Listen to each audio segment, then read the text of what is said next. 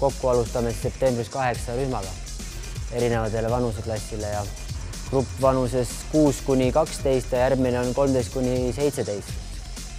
Et uusi liikmeid võtame vastu aastaringselt ikkagist. Kui 5. ja 6. septembril algavad uued rühmad, see ei tähenda, et nad peale seda ei või enam liituda. Et selle hooaja teeb eriliseks see, et meil on tulemas külalistreener Tai Kuningriigist.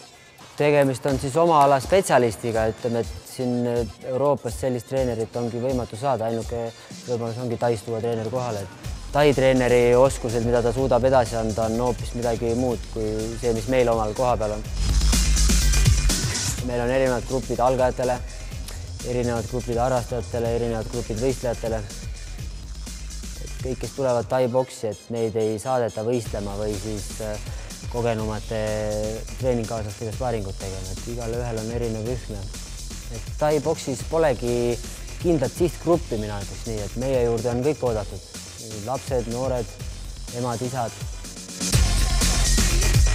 Et Tai boksi treeningust osa võtta, siis tuleb lihtsalt kohale tulla, et esimene treening on kõigile tasuta. Kaitsvat varustust esimeseks korraks vaja ei lähe. Tuleb lihtsalt Sparta spordiklubisse ja administraator juba juhatab õigesse kohta.